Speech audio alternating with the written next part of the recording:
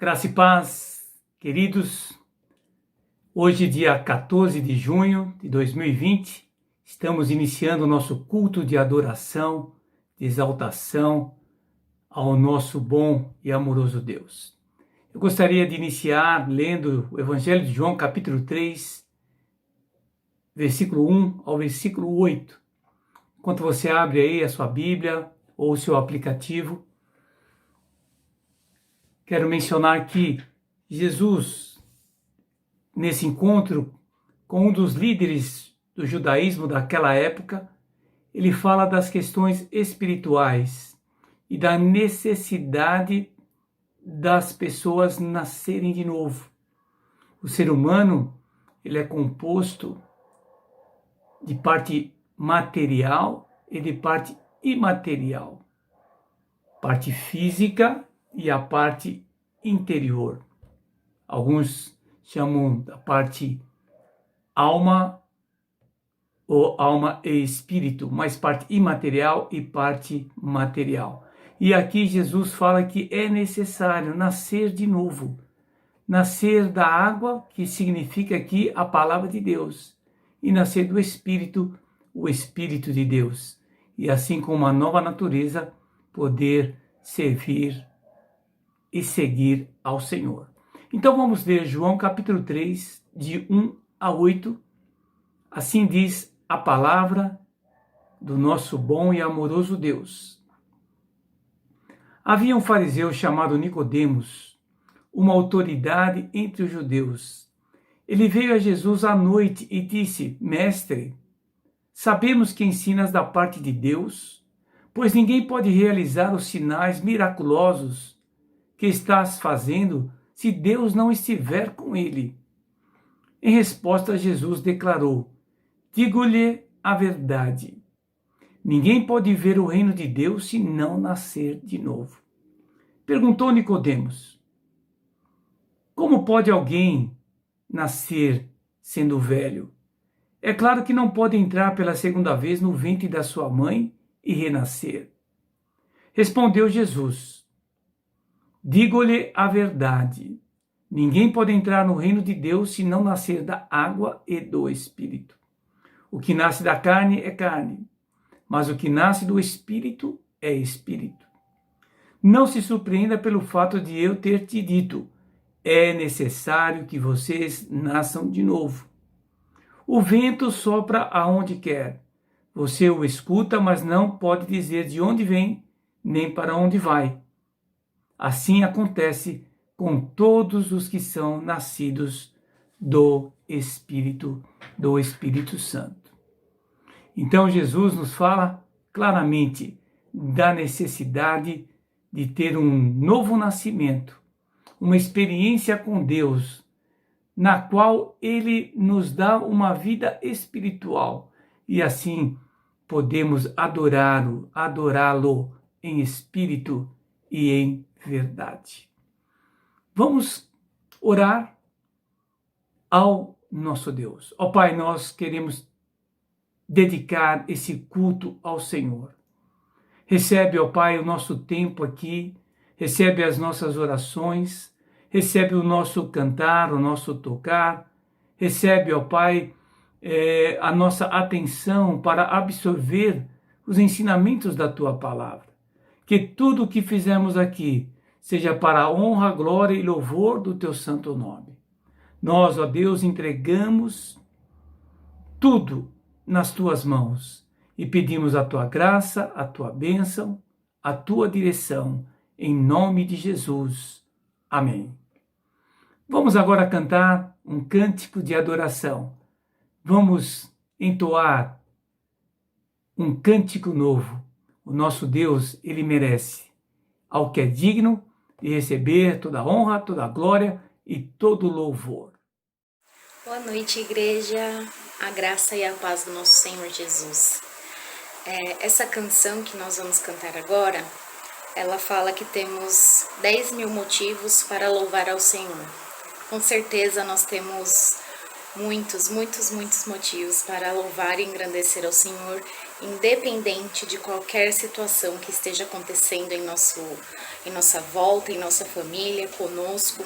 Sabemos que temos o Senhor, o nosso auxílio, nossa rocha, nosso braço forte, alguém que tem todo o poder para nos ajudar, nos abençoar, nos capacitar e nos ajudar a vencer todas as dificuldades. Então vamos louvá-lo.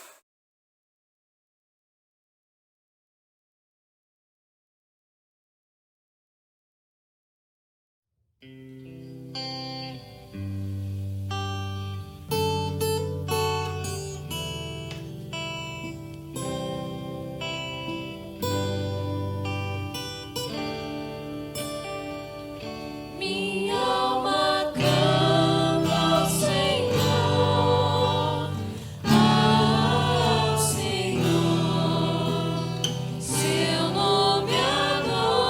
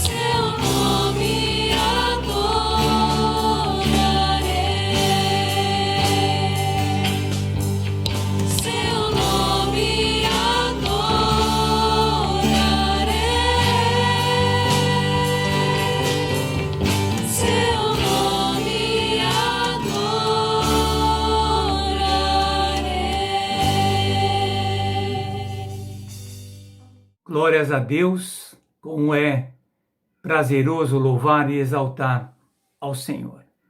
Eu gostaria de mencionar pelo menos 3 pedidos, na verdade, menções de louvor, de adoração e de agradecimento. Então eu gostaria de iniciar mencionando a vida do nosso irmão Macedo. Há 2 sábados o Macedo ele teve complicações cardíacas, foi para o hospital. Na segunda-feira ele fez o cateterismo, está bem, e na sexta-feira ele teve alta, está em casa, está bem, e ele agradece a Deus e agradece também à Igreja Batista Boas Novas e os irmãos que oraram, intercederam e se preocuparam com a vida dele. É um motivo de louvor e de adoração ao nosso Deus. Quero também mencionar e louvar a Deus nos últimos 2 finais de semana, além do mês anterior, nós fizemos uma campanha de levantamento de mantimentos e também de ajuda financeira. Então, muitos irmãos puderam colaborar com itens para a cesta básica ou com algum valor financeiro para compor também estas cestas. Eu quero louvar a Deus também por uma equipe que esteve nos 2 últimos sábados e no último domingo ali na igreja, recebendo os alimentos, montando as cestas básicas, recebendo pessoas ali na igreja que receberam as cestas e outros que se deslocaram até os lares de pessoas necessitadas. Fizeram uma pequena visita, entregaram a cesta básica, entregaram ali máscaras também para a proteção do coronavírus. E aí nós pudemos fazer essa ação social e Deus tem abençoado as nossas vidas e tem abençoado também a vida de outras pessoas. E assim, então, nós, como igreja, temos sido canal de bênção na vida dos necessitados. Quero louvar a Deus também porque na sexta-feira nós tivemos o nosso encontro de casais através das redes sociais. Tivemos aí mais de 30 casais ligados à nossa igreja que participaram e alcançamos o número de 79 casais espalhados aqui pelo ABC, também no interior de São Paulo. A nossa congregação de Tambaú participou com alguns casais. Também ali o trabalho na Serra do Maracujá, tivemos ali a irmã Hilda, o irmão Ramiro e mais 2 casais participando. E tivemos também a filha do Antônio e a Cláudia com o esposo lá em Portugal, e a Úrsula e o Claudinei lá do Japão, todos participando do nosso encontro de casais. Foi uma grande bênção, fomos edificados com uma palavra do pastor Tino e a sua esposa Dalete. Foi realmente uma grande bênção em nossas vidas. Esperamos no mês de julho realizarmos um outro encontro de casais. Vamos continuar orando e trabalhando, mesmo não podendo nos encontrarmos fisicamente ou localmente lá no nosso templo, mas a igreja segue caminhando. Louvo a Deus também, ontem tivemos aí a reunião das meninas da igreja e também dos meninos. Então tivemos 2 reuniões simultâneas onde também puderam compartilhar da palavra do Senhor. Vamos orar, louvando a Deus, agradecendo por essas bênçãos. Ó Pai, nós te louvamos, te engrandecemos. O Senhor tem sido bom e maravilhoso para com as nossas vidas. Obrigado a Deus porque o Senhor tem suprido as necessidades de cada membro, de cada família da nossa igreja. E o Senhor tem nos dado além do que precisamos e assim podemos abençoar outras famílias que estão necessitadas. Ó Deus, continue usando toda a nossa igreja, de maneira especial a área da assistência social, junto com as mulheres cristãs, que possamos, ó Pai, assim, continuar abençoando vidas as quais estão necessitadas da ajuda de uma cesta básica, ajuda de outras questões, como remédios e outras questões aí que nós podemos também ser bênção nessas vidas. Ó Pai, supre cada uma das necessidades.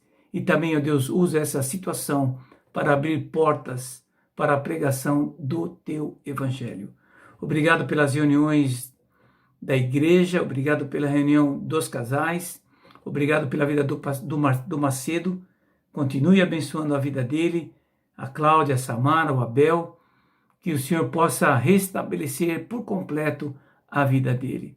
Abençoe, ó Deus, os nossos missionários, aqui em Tambaú, na tribo Machacali, lá em Goiânia, se preparando para a continuidade do trabalho missionário, a Lucimar aqui no trabalho local e a irmã Hilda lá na Serra do Maracujá e o Claudinei e Úrsula pregando o Evangelho lá no Japão.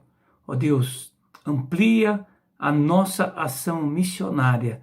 Ajuda-nos, ó Deus, a decidirmos e adotarmos outros missionários e assim ampliar a nossa ação missionária.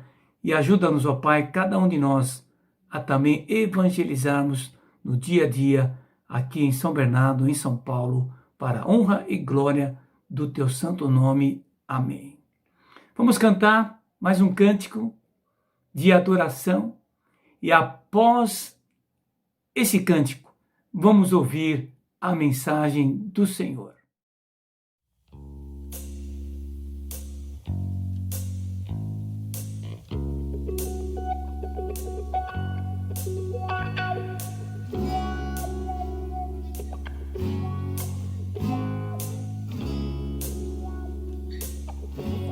Os anjos te louvam,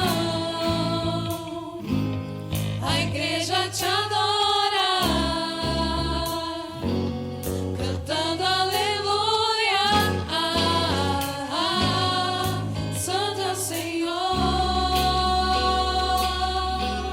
Os anjos te louvam, a igreja te adora.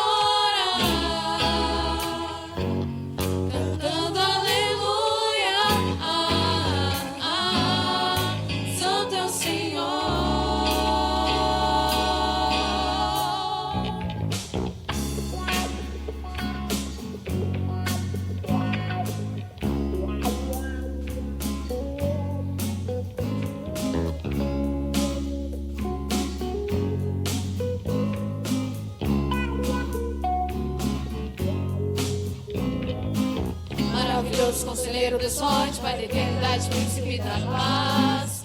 Deus que vence todas as batalhas, Deus que tudo faz. A terra inteira exalta a grandeza desse Deus. Pois Ele é sempre fiel e te dá vitória. Maravilhoso conselheiro, Deus forte, Pai da eternidade, príncipe da paz. O Deus que vence todas as batalhas, o Deus que tudo faz.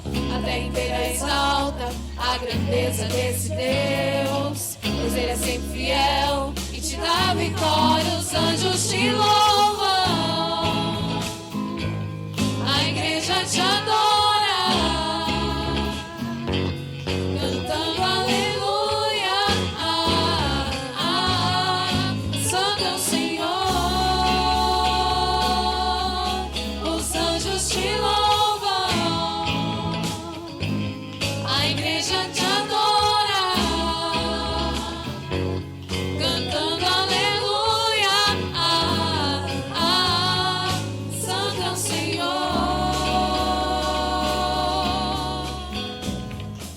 Maravilhoso conselheiro, Deus forte, Pai da eternidade, príncipe da paz. O Deus que vence todas as batalhas, o Deus que tudo faz. A terra inteira exalta a grandeza desse Deus. Pois Ele é sempre fiel e te dá vitória. Maravilhoso conselheiro, Deus forte, Pai da eternidade, príncipe da paz. O Deus que vence todas as batalhas, o Deus que tudo faz. A terra inteira exalta a grandeza desse Deus. Pois Ele é sempre fiel e te dá vitória. Os anjos te louvam, a igreja te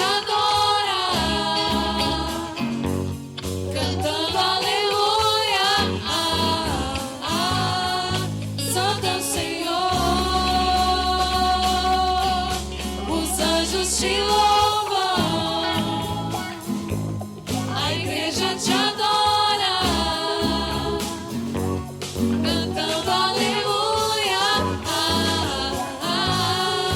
Santo é o Senhor. Os anjos te louvam,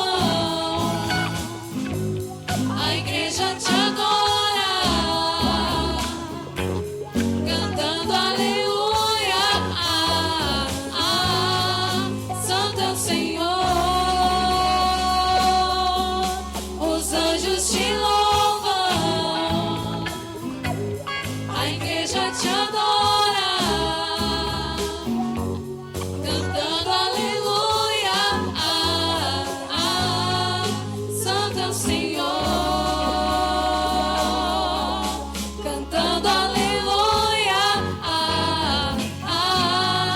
Santo é o Senhor. Cantando aleluia,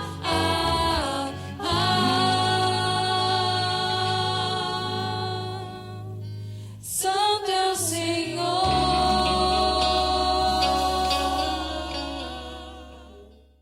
Boa noite, amados irmãos da graça e a paz. Tudo bem com vocês? Saudade de vocês. Espero que vocês estejam bem. Nessa noite nós vamos meditar num texto das Escrituras Sagradas que se encontra em 1 Coríntios, capítulo 2, verso 14 e 16. O tema dessa mensagem é as coisas do Espírito. Antes de nós entrarmos no texto, para que nós possamos entender um pouquinho o contexto aqui dessa passagem, o apóstolo Paulo, ele envia esta carta, né, de 1 Coríntios por meio de membros da casa de uma mulher chamada Cloé. A Bíblia ela fala pouquinho sobre essa mulher, mas o pouco que nós sabemos sobre ela é que ela era uma mulher cristã, de fato cristã, com uma boa condição financeira, não é? E que ela envia então um de seus servos para falar com o apóstolo Paulo, porque estava acontecendo algumas dificuldades na igreja de Coríntios, não é? A igreja ela estava meio que padecendo de algumas divisões, que nós chamamos hoje de panelinha. Eu sou de Apolo, eu sou de Paulo, eu não sou de nenhum dos dois, eu sou de Jesus, eu não ouço o que aquele fala, eu não ouço o que aquele outro fala, eu só ouço o que esse fala. Então, eles estavam com aquelas picuinhas, né? E eles alegavam, então, que eles não seguiam os mesmos pastores, né? Cada um tinha a sua exclusividade ou a sua escolha preferida. Então isso estava causando algumas divisões e intrigas e porfias entre os irmãos. E muitos membros, né, que converteram-se do paganismo, novos convertidos do paganismo, vindo agora para o cristianismo, eles estavam tendo dificuldades de romper com os hábitos do velho homem, da velha vida. Então havia entre eles divisões tão profundas naquela igreja, considerada até problemática, que alguns dos crentes daquela igreja estavam movendo ações jurídicas, né, contra outros irmãos, levando essas disputas no âmbito judicial para ser resolvido por pessoas descrentes, pessoas que não conheciam o Evangelho, que não conhecia de fato o âmago da igreja, não conhecia as questões cristãs, né, os ensinos, as verdades, não estava inserida no seio da igreja de Cristo, pessoas que estavam à parte do cristianismo, né, e das questões que abarcam aí a vida na fé em Cristo. Então, essa irmã envia com que pede para que os seus servos vá até Paulo e explica todas essas questões e disputas que estavam acontecendo lá na igreja de Corinto. Então, antes de nós lermos o texto, vamos orar. Amado Senhor, nesta noite pedimos em nome de Jesus que o Senhor possa perdoar os nossos pecados, que o Senhor possa iluminar nossa mente, o nosso coração, e que em nome de Jesus, Senhor, o Senhor possa nos fazer compreender as maravilhas do Teu Evangelho.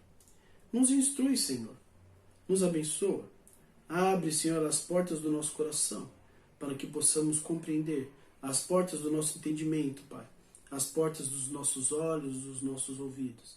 Senhor, que o Senhor possa me capacitar para transmitir a mensagem da palavra de Deus para os teus filhos, a qual o Senhor ama. Em nome de Jesus, se conosco, Espírito Santo. Muito obrigado em nome de Jesus. Amém. Vamos ver então o que diz o capítulo 2, verso 14 ao 16. Diz assim a palavra do Senhor. Ora, o homem natural não aceita as coisas do Espírito de Deus, porque lhes são loucura, e não pode entendê-las, porque elas se discernem espiritualmente. Porém, o homem espiritual julga todas as coisas, mas ele mesmo não é julgado por ninguém. Pois quem conheceu a mente do Senhor que o possa instruir? Nós, porém, temos a mente de Cristo. Então, o primeiro ponto que eu gostaria de trabalhar com os irmãos nesta noite são os opostos. Paulo, ele diz, né, que nesta igreja, a gente vê através desta carta, que há dois tipos de pessoas aí nesse conflito. O homem natural e o homem espiritual. O grupo de homens naturais e o grupo de homens espirituais. E o primeiro que nós vamos falar aqui é o homem natural, ou conhecido também como homem carnal. O homem natural é aquele que segue o seu instinto natural e decaído pelo pecado. O homem natural é aquele que, como diz Paulo em Gálatas, capítulo 5, versos 19 a 21, vive em práticas de inveja, em práticas de prostituição, impureza, práticas conhecidas, não é? A prática do mundo, as práticas das pessoas que vivem a sua vida de forma normal, longe, né, do Evangelho de Cristo, sem conhecer as verdades do Evangelho. São pessoas que vivem aí lascívia, impureza, a prostituição, idolatria, feitiçaria, inimizades, porfias, ciúmes, iras, discórdias, dissensões, facções, invejas, bebedice, glutonarias, entre outros. Nós vemos isso em Gálatas 5, dos versos 19 e 21. Então, esse é o primeiro tipo de homem, né? Daquele grupo ali da confusão. É o grupinho que sempre, a demanda sempre com ele na igreja é de contenda, de confusão, de discórdia, né? E Paulo trata desse grupo aí nesta carta. E esse é o motivo desta carta aí, essas divisões, essas picuinhas. E esse tipo de grupo, esse tipo de pessoa, né? O homem natural, o carnal, ele está sempre envolvido nessas práticas, né? Nessas impurezas, lascívia, idolatria, inimizade, não é? E no rebanho, meu irmão, minha irmã, esse tipo de pessoa é conhecido como um bode, é intitulado aí por muitos como o bode. E é interessante que o bode, diferente da ovelha, né, ele não consegue caminhar junto, né? O bode, ele anda separado. As ovelhas andam todas bonitinhas, juntinhas. O bode, ele não consegue caminhar junto com a ovelha. O bode, ele anda separado da ovelha. E a característica do bode é de caminhar só, né? Uma vida solitária. Ele procura sempre o seu próprio caminho, não é? Na vida com as ovelhas, ele come separado das ovelhas. Ele não segue o mesmo caminho das ovelhas que seguem a sua líder com um sininho, né? O pastor de ovelha costuma colocar aí um sininho na ovelha que é a líder, e o restante das ovelhas acompanham essa ovelha aí, líder, né? Responsável pelo grupo. Mas o bode, ele tem essa dificuldade de junto das ovelhas acompanhar aí o fluxo das ovelhas, né? E acompanhar essa líder com esse sininho. Todo bode, meu irmão e minha irmã, tem que ser colocado um sino específico nele. É interessante, né? Que tem que ser colocado um sino específico. Em alguns momentos coloca-se até uma cruzeta de madeira para que ele não passe pelo vão do cercado, né? Para que ele não se perca, porque ele gosta de viver uma vida solitária. Mas as ovelhas, elas seguem a líder delas, né? Onde apenas nela é colocado o sininho. E durante a noite, como é que funciona isso durante a noite, na hora deles dormirem? Durante a noite, na hora de dormir, o pastor que tem esses 2 rebanhos, né, uma ovelha ou um grupo de ovelhas ou alguns bodes, né, junto com as ovelhas, ele precisa se separar lá no aprisco. Eles não podem dormir juntos, não podem estar no mesmo ambiente durante a noite, né, mas ela tem que estar separado em outro compartimento. Por quê? Porque senão, de manhã, certamente algumas ovelhas aparecerão mortas por chifradas por elas, né? Algumas ovelhas poderão aparecer mortas, sendo chifradas por esses bodes aí durante a noite. Em Tiago, capítulo 3, né, diz que estes sentimentos e frutos da carne e dessa sabedoria carnal do mundo, né, não são apenas da carne, mas também de origem demoníaca. Tiago capítulo 3, verso 14 diz: se pelo contrário tendes os vossos corações inveja, amargura e sentimento faccioso, nem vos glorieis disso, nem mintais contra a verdade. Esta não é a sabedoria que desce lá do alto, antes é terrena, animal e demoníaca. Pois onde há inveja e sentimento faccioso, aí há confusão e toda espécie de coisas ruins. Então, amado irmão, Paulo, ele separa muito bem esses 2 tipos de rebanho dentro da igreja, né? Esses 2 tipos de gente, de público, o homem natural, o homem carnal e o homem espiritual. No rebanho, o homem carnal é o conhecido, o famoso bode. É aquele que sempre está envolvido em confusão, né? Sempre leva a igreja a uma demanda muito alta de resolução de problemas. Não que a igreja não tenha, não é? Mas a gente consegue verificar que é sempre o mesmo grupo ou as mesmas pessoas, não é? E ele tem como bode essas características: não aceita muito bem liderança, gosta de comer sozinho. O pastor tem que ter alguns cuidados especiais com ele também. Já o homem espiritual é o outro grupo, não é? Aquele que rejeita viver pelos seus instintos humanos e decaídos, mas se submete aos princípios da palavra de Deus. Este homem ou este grupo, esse segundo grupo que Paulo está falando, não vive em nenhuma destas práticas, mas as combate e as rejeita com oração e correção, não é? Não se permite envolver-se e ser envolvido. Para ele não é uma prática comum. Ele não vive nessas práticas citadas anteriormente. Nós já falamos aqui na passagem de Gálatas 5, 19 e 21, que é prostituição, impureza, lascívia, idolatria, feitiçaria, não é? O homem espiritual, ele já luta, já combate, ele vive uma vida, né, a Bíblia chama da luta diária, para não permitir com que o velho homem renasça novamente, se sobressaia, não é?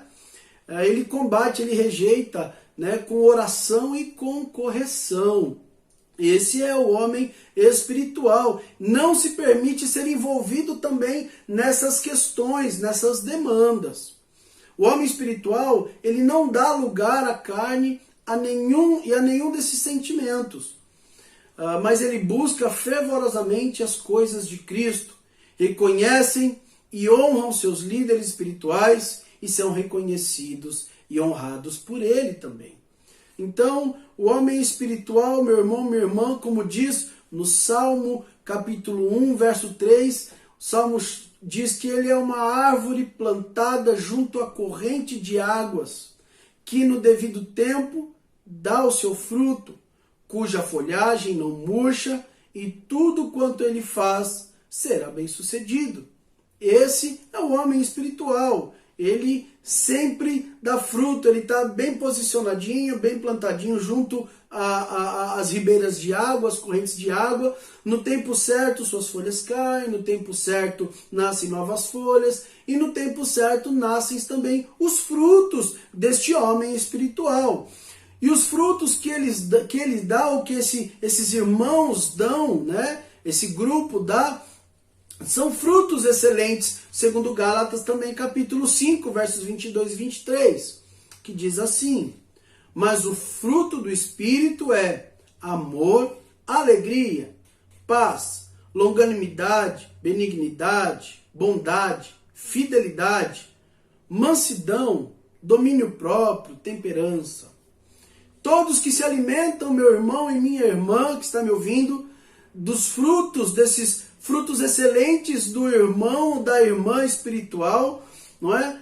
Voltam sempre para se alimentar novamente. Porque são irmãos, são pessoas, né, que buscam não viver pelo ímpeto do seu coração, que buscam não viver pela demanda que o mundo traz, não vive nas práticas do pecado, que muitas vezes o nosso coração mau deseja ser inclinado ou se inclina, mas ele luta, ele busca sempre estar diante do Senhor com oração, com correção da própria vida, na meditação da palavra do Senhor. Ele é uma pessoa gostosa de estar perto. Eu tenho certeza que você conhece pessoas assim. É uma pessoa que você gosta de estar perto, que você vê os frutos do Espírito. Quando tudo está pegando fogo, em vez de ele jogar mais lenha, em vez de ele jogar mais carvão e querosene, ele está jogando água. Ele está tentando tirar as lenhas de perto para não pegar mais fogo, está tentando preservar. Os seus frutos são bons. E todo mundo que se alimenta desses frutos volta novamente a se alimentar, porque todos se beneficiam dele. É uma bênção. Pessoas assim, irmãos assim. E o instinto natural e decaído do homem, irmão e irmã, leva a igreja e os cristãos e tudo aquilo que nos faz deixar de ser igreja e passa a mudar as características da igreja, para torná-la ser apenas uma instituição meramente humana e não celeste. Por isso, eles são opostos. Então, o instinto natural e decaído do homem leva, sim, a igreja e os cristãos, se dominada por eles, se não tiver também aí os irmãos, os crentes, né, fervorosos, os irmãos aí espirituais, não estiverem aí e a igreja for demandada apenas pelos crentes naturais ou pelos irmãos naturais, a igreja, ela sim ela perde as suas características e passa a tornar-se apenas uma instituição humana, né? Ela passa a ser apenas um grupo de reunião e um clube, né? Por isso há essa oposição do crente carnal e do crente espiritual, ou do homem natural e do homem espiritual.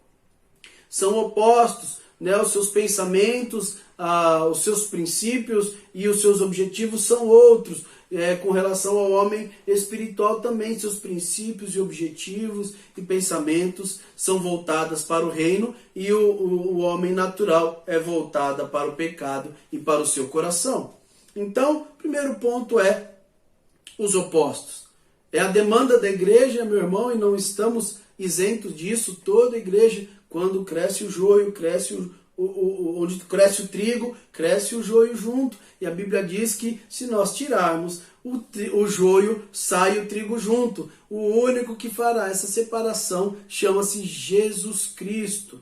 Ele sim sabe de fato e sonda os corações e conhece todo o rebanho de todas as igrejas em todos os tempos.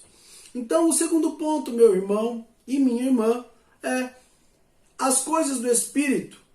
O texto diz: porque eles são loucura e não pode entendê-las, julga todas as coisas. São as palavras-chave aí dessa passagem. Olha só, entendimento limitado, né? Sabemos, irmão e irmã, que a última análise sempre virá de Deus, que abre o entendimento do homem, que abre sim o coração humano e que ilumina os nossos olhos para que possamos enxergar. É Deus que abre a mente, o coração, o entendimento dessas pessoas e de todas as pessoas para que possamos enxergar. Por isso, a necessidade de eu e de você, meu irmão e minha irmã, é de estar sempre próximo à fonte de toda sabedoria e conhecimento, que é o Senhor Jesus. Pois nele podemos nos banhar e retirar de nós toda a contaminação e qualquer outra espécie de sujeira que possa haver nos nossos corações, nos nossos olhos, ouvidos e mentes. Pois sem a graça e a misericórdia de Jesus, andaremos como loucos, cegos, surdos neste mundo a respeito das coisas espirituais. Estes veem, mas não percebem.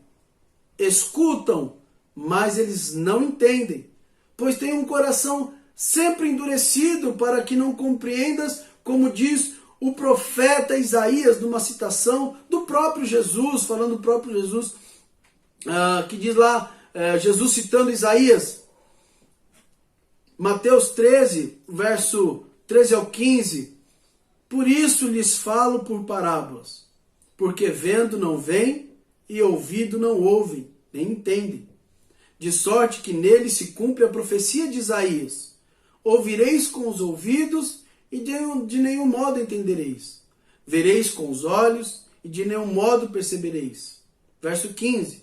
Porque o coração deste povo está endurecido, de mau grado ouviram com os ouvidos e fecharam os olhos, para não suceder que vejam com os olhos, ouçam com os ouvidos, entendam com o coração e se convertam e sejam por mim curados. Olha só, Jesus está dizendo aqui que, usando as palavras do profeta Isaías, eles veem, né, mas não percebem, vendo não veem, ouvindo não ouvem, nem entendem.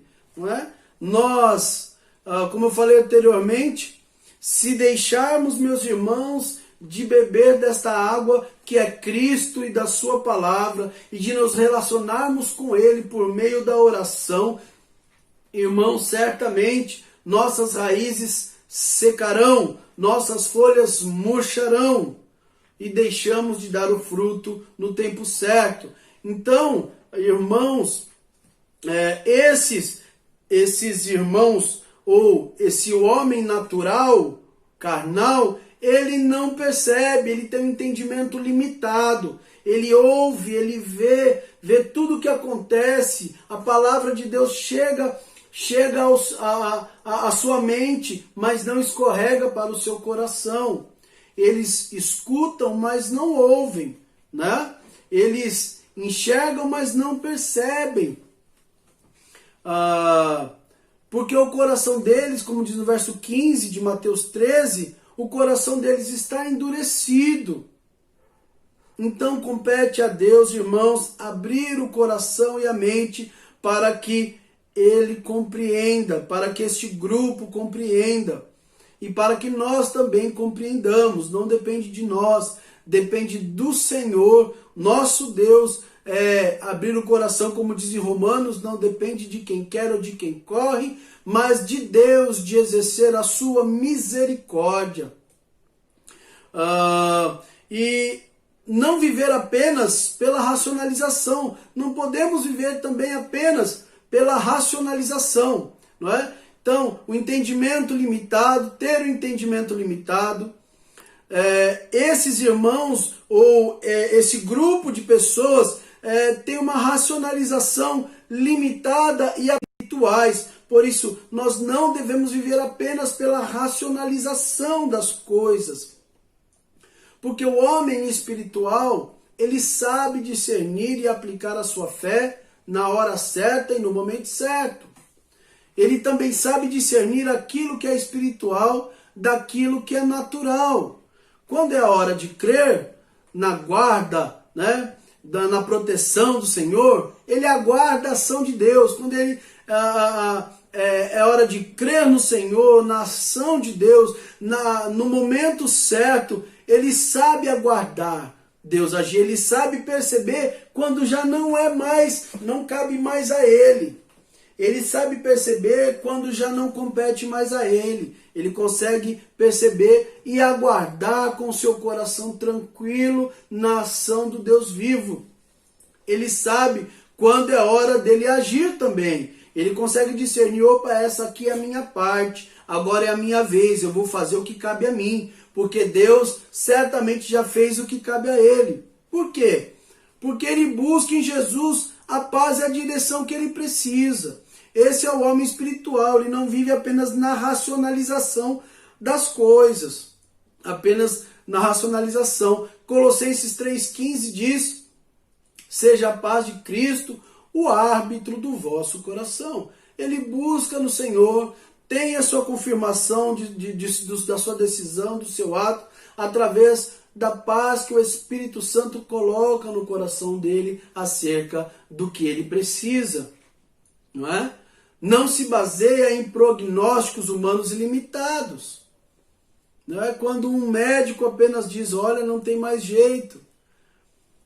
Cabe a você, meu irmão, minha irmã, aceitar o diagnóstico, não é? Independente de qualquer coisa, porque se é vontade do Senhor, se é plano de Deus, vai acontecer. Porém, ainda assim, como Davi diz, enquanto há vida, há esperança. Podemos buscar sim do Senhor uma alternativa, sempre podemos buscar do Senhor uma esperança para um diagnóstico não favorável.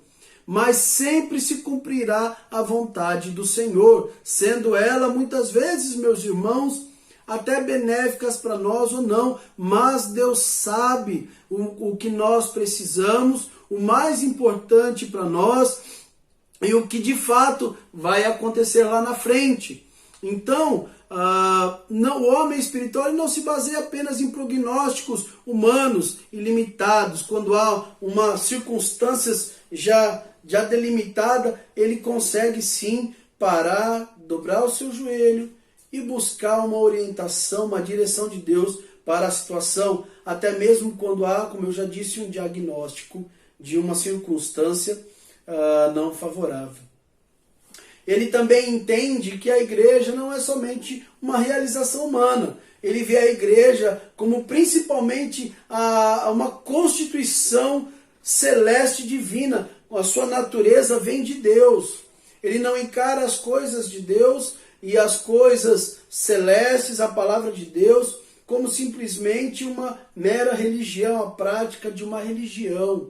Ele entende, o homem espiritual, ele consegue dar o valor merecido, ele consegue atribuir o valor real à igreja, à sua palavra, à relação com os irmãos e com o próprio Cristo.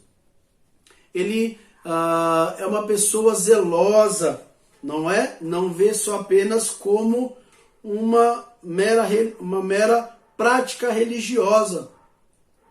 Já o crente, o homem natural, ele acaba vivendo a igreja apenas como um clube, não é? De relacionamentos, onde há pessoas que ele gosta muito, isso é natural, mas ele não consegue atribuir o valor real da igreja, da palavra de Deus e do próprio mestre. E a formação do povo de Deus, irmãos, desde os primórdios, sempre foi baseada pela fé, não é? O dia em que o homem deixar de se apoiar na fé e não aquilo do que ele pode fazer, não naquilo apenas que ele pode enxergar, onde o pé dele pode pisar, a partir do momento que ele deixar de olhar as coisas pela fé, não é? Estamos fadados sim ao fracasso, não é?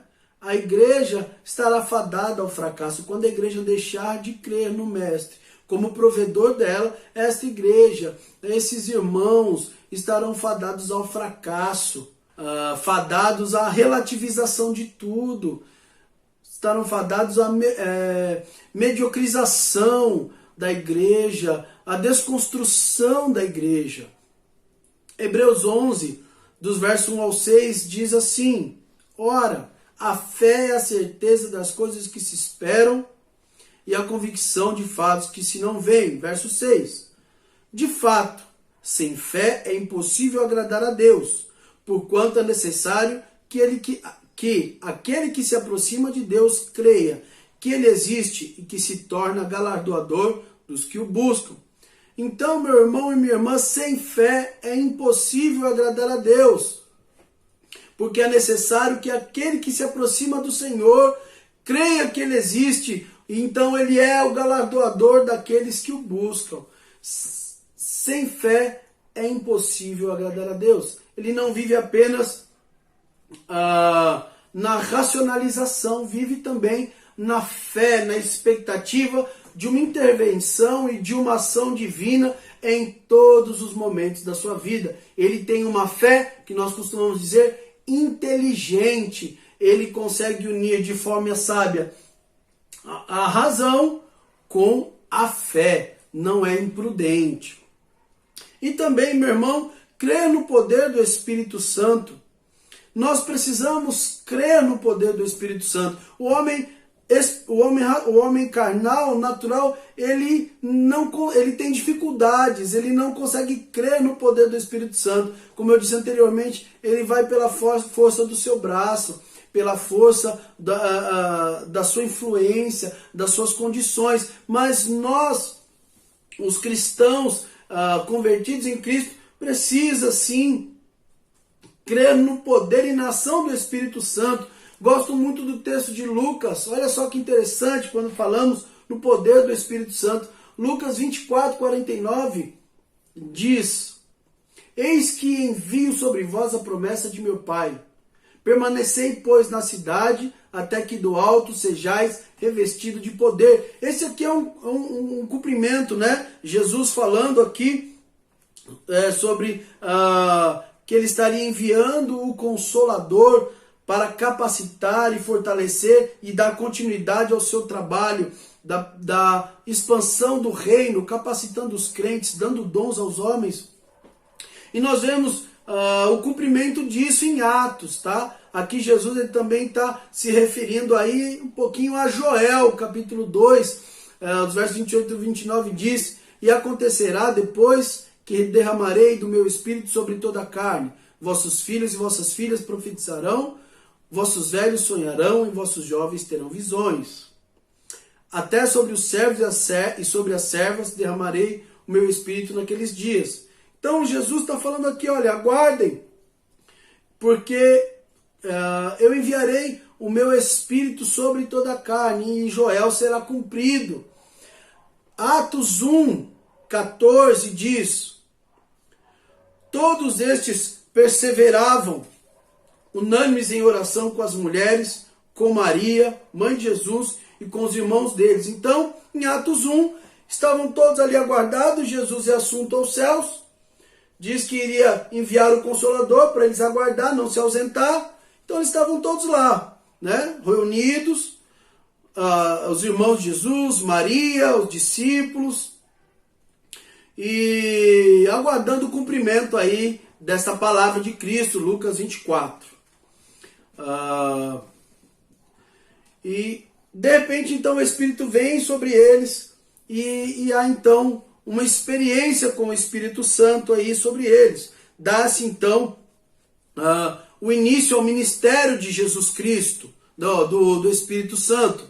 Dá-se então o início do ministério do Espírito Santo.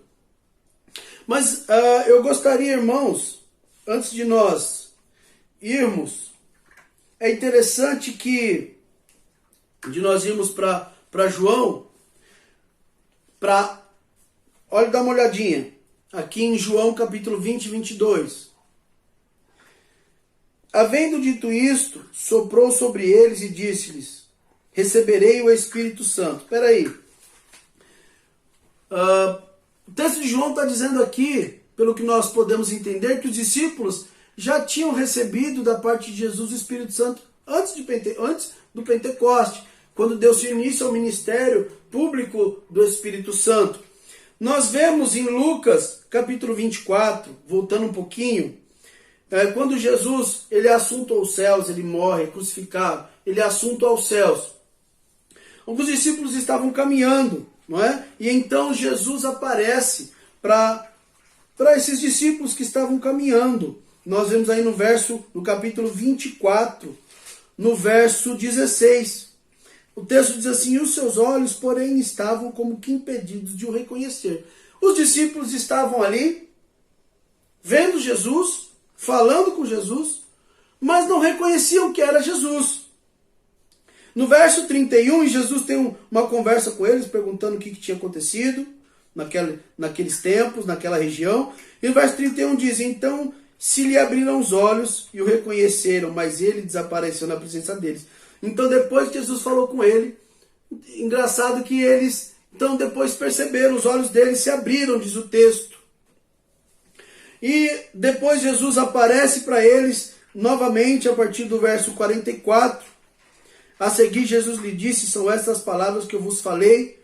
E começou então a pregar para eles, conversar com ele. Importava-se cumprir tudo o que de mim está escrito na lei de Moisés, nos profetas e nos salmos. Olha o verso 45. Então lhes abriu o entendimento para compreenderem as escrituras. Verso 49. Eis que vos envio sob a promessa de meu Pai, de permanecereis, pois na cidade até que do alto sejais revestidos de poder.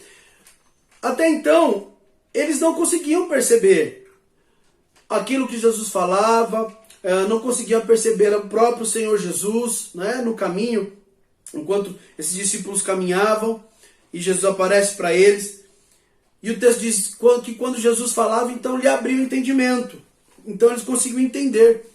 E olha que interessante, que em João capítulo 20, durante essa visita de Jesus, quando Jesus aparece aos discípulos, já em João, não é? Verso 19, ao cair da tarde, naquele dia, o primeiro da semana, trancadas as portas da casa onde estavam os discípulos, com medo dos judeus, veio Jesus, pôs-se no meio e disse-lhes: paz seja convosco. Jesus vem até eles, verso 20, e dizendo isto, lhes mostrou as mãos, e ao lado alegraram-se, portanto, alegraram-se, portanto, os discípulos ao verem o Senhor. Verso 21, e disse-lhes: pois Jesus outra vez, paz seja convosco, assim como o Pai me enviou, eu também vos envio. Olha o verso 22, que interessante, meus irmãos. E havendo dito isto, soprou sobre eles e lhes disse: recebei o Espírito Santo. Jesus estava com eles ali logo após, né? Passados os dias, passados os 3 dias, Jesus ressuscitou, e Jesus então se encontra com eles e outorga a eles o Espírito Santo através do sopro de Jesus. E depois nós temos o ato, não é, da descida do Espírito Santo em Atos 1, capítulo 1, verso 14, onde todos estavam ali reunidos, e o Espírito Santo então veio e encheu todos dentro da casa, onde ali se inicia o quê? O ministério público do Espírito Santo. Então podemos deduzir que os discípulos já tinham o Espírito Santo. Eu gosto muito, irmãos, uma palavra do Hernandes Dias Lopes, que diz assim, o reverendo Hernandes Dias Lopes: uma coisa é ter o Espírito Santo presente em nós, outra coisa é ter o Espírito Santo presidente da nossa vida. E uma coisa, irmãos, é nós termos o Espírito Santo habitando em nós e sermos habitação dele. Outra coisa é nós sermos governados e cheios do Espírito Santo. Aqui, irmãos, tem uma divisão de linha teológica, falando sobre batismo com o Espírito Santo, sobre primeira bênção, sobre uma plenitude do Espírito Santo.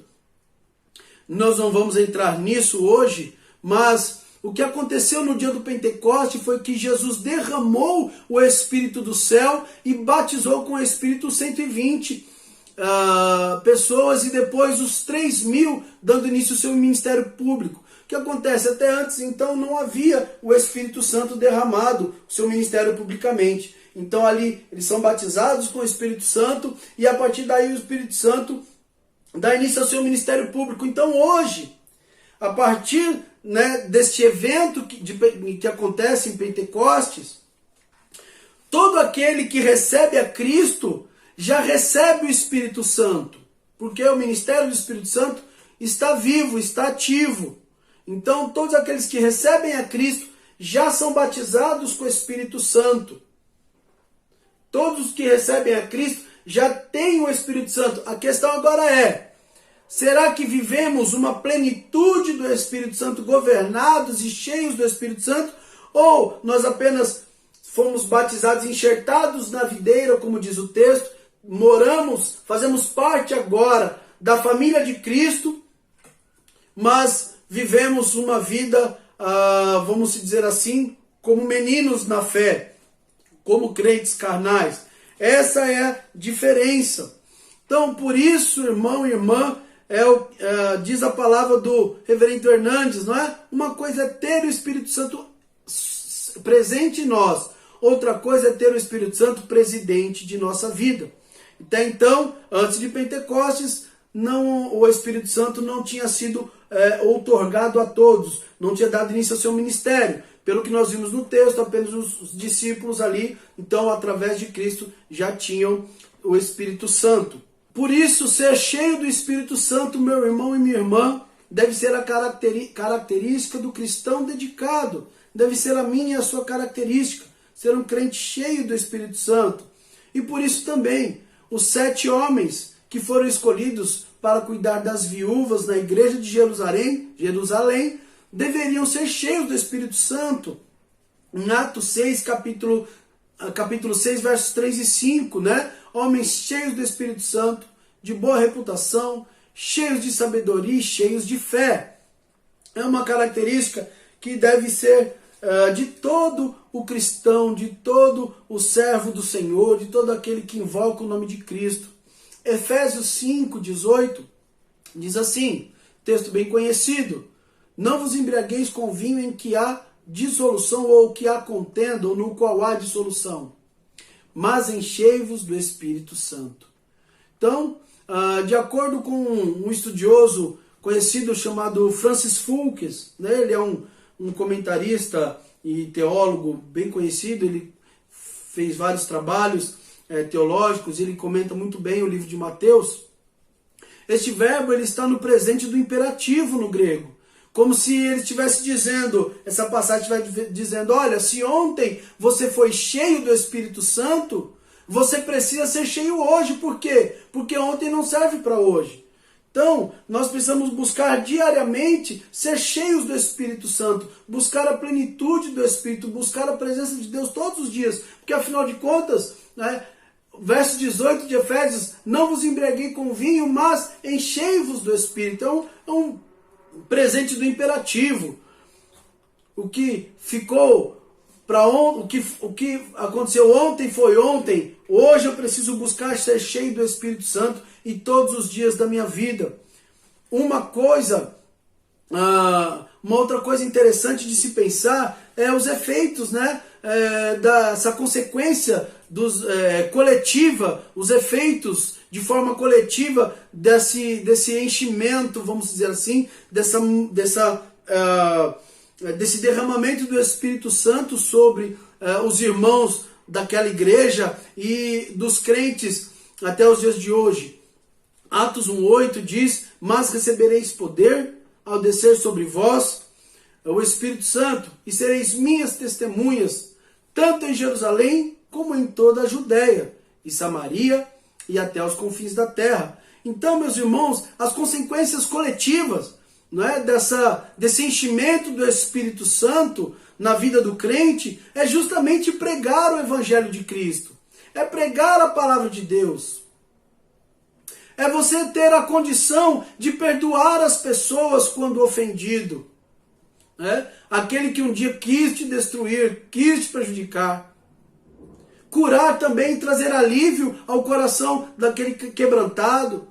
Você que tem o Espírito Santo, você pode ser esse vaso, esse instrumento de Deus para curar o coração quebrantado, trazendo a palavra de Deus, orando por ela, caminhando com ela, levar esperança às pessoas. E certamente a expansão do reino de Deus. Então, meu irmão, minha irmã, o segundo ponto que nós tratamos aqui são as coisas do Espírito. E para o homem carnal, meu irmão e minha irmã, para o homem simples, para o homem carnal, para o homem que vive segundo as inclinações do seu coração mau, ele tem dificuldade de compreender as coisas do Espírito, ele tem dificuldade de compreender o agir de Deus muitas vezes. Já o homem espiritual, ele tem a mente de Cristo, ele consegue discernir e trabalhar muito bem as coisas humanas e as coisas de Deus, não é? Quando de fato é uma situação que é necessária a oração, é uma situação espiritual, quando é uma situação carnal ou até mesmo demoníaca. Amém? Vamos aqui para o último ponto, que é a vida de consagração a Deus. Temos uma vida de consagração, não é? A vida de consagração, meu irmão e minha irmã, faz você enxergar muitas vezes aquilo que a maioria não enxerga. Efésios 6,12 diz, porque a nossa luta não é contra o sangue e a carne, e sim contra os principados e potestades, contra os dominadores deste mundo tenebroso, contra as forças espirituais do mal nas regiões celestes. Então, uma vida de consagração faz você ter essa sensibilidade de poder enxergar as coisas espirituais, não é? Porque, afinal de contas, a nossa luta não é contra a carne, não é contra o sangue, não é contra o meu irmão, não é contra o meu próximo, mas é sim contra os dominadores deste mundo, porque o mundo jaz no maligno. Mas aquele que vive, né, o homem natural, ele não consegue enxergar estas coisas. Ele vive pela, como eu disse, pela racionalização, pela força do seu braço. Uma vida inclinada para o pecado, para as contendas e confusões. A vida de consagração lhe confere também, meu irmão e minha irmã, a autoridade em nome de Jesus Cristo, para que possamos realizar obras à semelhança de Jesus. Olha só Marcos 16, versos 17 e 18, o que diz: e estes sinais hão de acompanhar aqueles que creem. Em meu nome expelirão demônios e falarão novas línguas. Pegarão as serpentes e se alguma coisa mortífera beberem, não lhes fará mal. Se impuserem as mãos sobre os enfermos, eles ficarão curados. Estes sinais seguirão aqueles que creem, seguirão aqueles que seguem os passos e que creem em Jesus Cristo e que vivem uma vida consagrada, com um coração inclinado aos pés de Cristo. Esses sinais seguirão aquele que crê. Atos 19, do verso 13 e o verso 16, ele diz que alguns judeus, interessante essa história, que alguns judeus exorcistas ambulantes que andavam pela região tentaram invocar o nome do Senhor Jesus sobre possessos de espírito maligno, dizendo: esconjuro-vos por Jesus a quem Paulo prega. Está lá em Atos 19, alguns rapazes exorcistas que caminhavam foram tentar expulsar ou expelir um demônio, um espírito maligno da vida de um homem possesso. E se vocês leem a história, eles levam uma surra boa, não é? O demônio diz: Paulo eu conheço, o Deus de Paulo eu conheço, mas vocês quem são? E dá uma surra nesses camaradas, não é? Porque de fato esses camaradas provavelmente não pertenciam à família de Cristo, provavelmente não pertenciam à família de Jesus, não tinham uma vida consagrada, não eram talvez aí salvos em Cristo. Mas assim como Jesus veio para desfazer as obras do diabo, 1 João capítulo 3, verso 8, e em João 14, 12 também diz que aquele que crê em Jesus fará também as obras que ele fez e outras maiores ainda faria, porque Jesus estava indo para junto do Pai, e também porque o Cristo, indo junto do Pai, enviaria o Espírito Santo, nos dando todas essas condições. Então, meus irmãos, a vida consagrada dos cristãos faz com que as portas do inferno não prevaleçam contra a igreja de Cristo, não é? A vida dos cristãos de consagração, de serviço, de oração, faz com que as portas do inferno não prevaleçam sobre a igreja de Cristo. Muito pelo contrário, a igreja de Cristo é aquela que vai com o pé sobre o inferno e saqueia aquelas almas o qual o diabo está levando à perdição.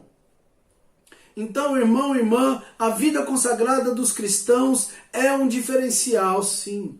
É um diferencial na igreja é um diferencial no mundo. Precisamos viver uma vida de devoção, de consagração, buscando a Deus, porque o mundo não entende essas coisas. O mundo ele não consegue ver, irmão, irmã, as coisas de Deus, perceber as coisas de Deus. O homem natural não consegue perceber as coisas de Deus, mas o homem espiritual, ele discerne todas as coisas e por ninguém é discernido. O homem espiritual, ele tem a capacitação do Espírito Santo que foi nos dado, nos foi outorgado para fazer obras ainda maiores, aquela que o Mestre realizou em vida, porque ele está conosco todos os dias até a consumação dos séculos. E a nossa vida, o nosso coração nas mãos de Deus é uma arma poderosa contra o inferno, e as portas do inferno não prevalecerão contra a igreja de Cristo, ainda que essa igreja for açoitada, ainda que essa igreja for perseguida, ainda que essa igreja tiver um decreto ali, olha, vocês não podem mais abrir, a igreja de Cristo continua viva, forte, firme no cumprimento do seu propósito. Por isso, meu irmão e minha irmã, eu quero convidar você, meu irmão, a fazer uma oração, abaixar sua cabeça e fechar os teus olhos, a orar comigo. Senhor Deus e Pai, em nome de Jesus, quero pedir ao Senhor, ó Pai, que o Senhor possa nos encher a cada dia da Tua presença, da plenitude do Teu Espírito, para que possamos caminhar, ó Pai, com uma vida governada pelo Senhor, cheia da Tua presença, cheia do Teu Espírito Santo. Senhor Deus, que não venhamos ser apenas habitação, mas que sejamos, ó Pai, conduzidos dia após dia na ação do Teu Espírito. Senhor, em nome de Jesus, que o Senhor possa fazer com que as pessoas enxerguem, ó Pai, vejam a importância, Senhor, de ter uma vida de devoção, ter um coração quebrantado, inclinado ao Senhor, para que possamos, ó Pai, ser luz no mundo, para que possamos, ó Pai, refletir o brilho de Jesus, para que possamos, Senhor Deus, ser verdadeiramente a sua testemunha nesta terra. E o Teu Espírito Santo nos capacita, o Teu Espírito Santo nos ajuda, nos enche de graça, nos enche de força e sabedoria para lidar com as questões do mundo. Senhor, em nome de Jesus, fortalece os meus irmãos, que eles possam viver uma vida cheia na plenitude do Teu Espírito Santo. Tudo isso eu te peço, amado Senhor, em nome de Jesus. Amém. Amados irmãos, Deus abençoe vocês, que vocês possam ter ainda assim uma semana cheia da presença do Senhor. Consagrem o seu coração e a sua vida no altar de Deus para a glória do Senhor Jesus. Amém. Obrigado, pastor Diego Fernandes, por essa mensagem edificante e ao mesmo tempo desafiante. Obrigado por compartilhar essa porção da palavra do Senhor. Que possamos viver uma vida cheia do Espírito Santo, uma vida equilibrada, sendo que cresçamos no conhecimento da palavra de Deus e que possamos crescer a cada dia na dependência do Espírito Santo de Deus. Nós nascemos de novo, somos homens e mulheres espirituais e devemos então agora vivermos cheios do Espírito, através da submissão à palavra e ao Espírito de Deus. Que Deus nos ajude a vivermos assim, uma vida vitoriosa, andando no Espírito de Deus.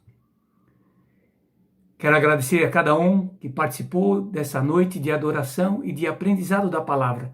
Quarta-feira teremos o nosso culto de oração às 20 horas e no próximo domingo, novamente, o nosso culto de adoração, de celebração ao nosso Deus. Que o amor de Deus Pai, a graça e a paz de Jesus, o nosso Salvador, e que o poder do Espírito Santo esteja com você, com cada um de nós, hoje, durante a semana e por todos os dias da nossa vida. Deus te abençoe. Até breve. Amém.